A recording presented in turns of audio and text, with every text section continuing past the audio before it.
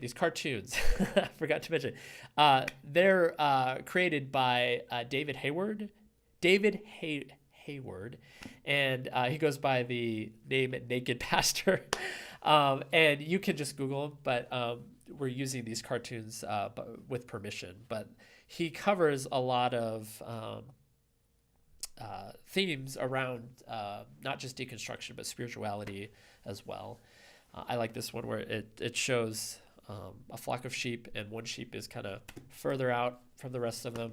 And one of the sheep says to the one who's further out, says, you leaving just proves that you were never really one of us. And this is something that often happens to those who are deconstructing, is their faith, their former faith, is very much invalidated by those who don't understand what's going on.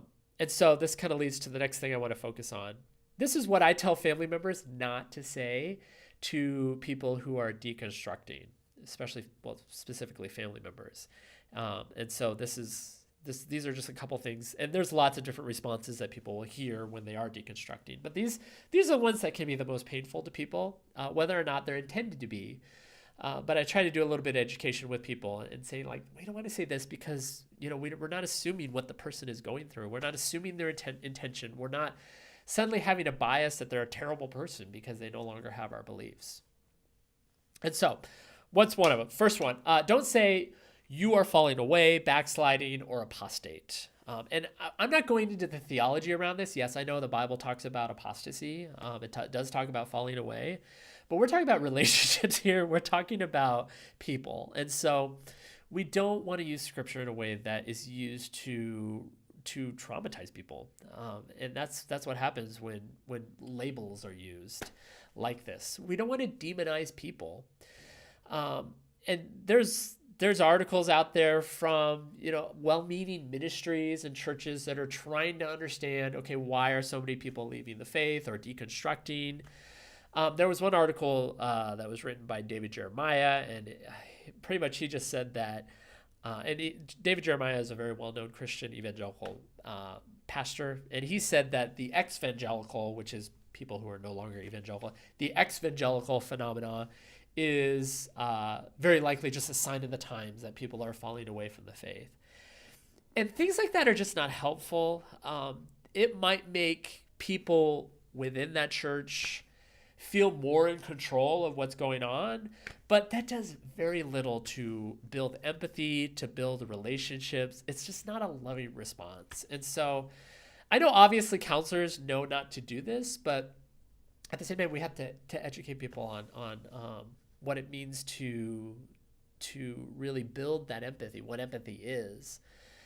And unfortunately, when people change, when they maybe even change the way that they present themselves to the world, or are honest about something that they were not able to be honest about before, that again, it upsets the homeostasis, because that's not the role that they played before. And as a result, there might be what's known as sabotage, where family members sabotage them for upsetting the balance. And that can be very painful for people. Another thing we don't want to say is, well, you just want an excuse to sin. Here's the thing. People sin even when they are Christians. And so that just always, and this brings up another thing, is like, very often this comes up when somebody comes out and tells people that they're LGBTQ. And the thing is that even if being LGBTQ is a sin, why is it so obsessed over, unlike any other sin? And I know people will say, well, it's not any worse than any other sin, but that's not the message that's being conveyed, because very often it is, unfortunately at this point, what evangelical Christians are known for more than anything else is the fact that they are anti-gay. And I know that there are plenty of Christians that are not, but that is the message that has been broadcast loud and clear. And so that's an unfortunate thing, that somebody, like, they might be dealing with feeling completely outcast. So the last thing that they want to hear is that, well, then you're just a sinner. And the thing is that hypocrisy is so much worse, right? Like saying one thing and then doing another while pointing the finger. That's what it means to be a hypocrite. We want to be more like Christ. We don't want to be like the Pharisees. At least that's the goal or the aim of Christianity itself. And not just Christianity, but so many other faiths as well. An emphasis on love and acceptance and caring for the needy and the less fortunate. Another thing we don't want to say is that you were never a believer in the first place. This has a way of really devaluing people's faith or former faith in this sense. This is really just, honestly, it's just insulting. It shows no empathy. Spirituality is incredibly personal to people, and it's so sensitive.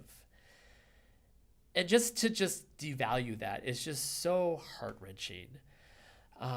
A lot of people who deconstruct were very solid believers. A lot of them were weekly churchgoers. A lot of them gave large sums of money to the church. A lot of them volunteered a lot of their time into building the church up because it's something that they really believed in. And for somebody to just say, well, you were just never a believer in the first place, is just not true. And again, I'm not talking about the theology about this. I'm talking about the experiential part of the person who's sitting in front of you, really just believing what they're trying to tell you. And so that it can be very, very hurtful to have that thrown in one's face. Now, I understand that there are some theologies, and I'm not going to go into theology too much, but there are some theology that emphasize the idea that if somebody falls away, they were never a believer in the first place. And I understand that. But one thing that I try to tell a lot of my pastoral counseling students is that most people don't come to you because they're doing the wrong thing. A lot of times they come to you because they're trying to do the right thing, or what they've been told is the right thing, but something still is not working. And so just giving the benefit of the doubt at least can just go so far, and not assuming that people are just failing because we're not understanding what we're seeing in front of us. And so, yeah, again, people are often coming to you not because they're not doing the right thing, but because they are, and something is still not working. Another thing we don't want to say is, well, you're just throwing the baby out with the bathwater.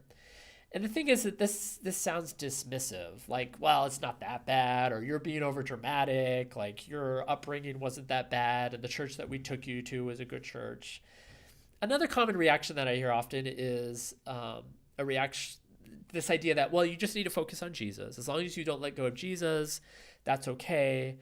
And that sounds nice. Like, it sounds correct, right? Like, it should be about Jesus. But that, too, can also come off as very dismissive. A lot of times, in order to reintegrate the positive, somebody might need to remove it altogether. Especially if somebody's healing through a lot of trauma, like, they need to get away from any trigger that might really be overwhelming for them. And so... and the final thing is, like, avoid apologetics and please do not evangelize.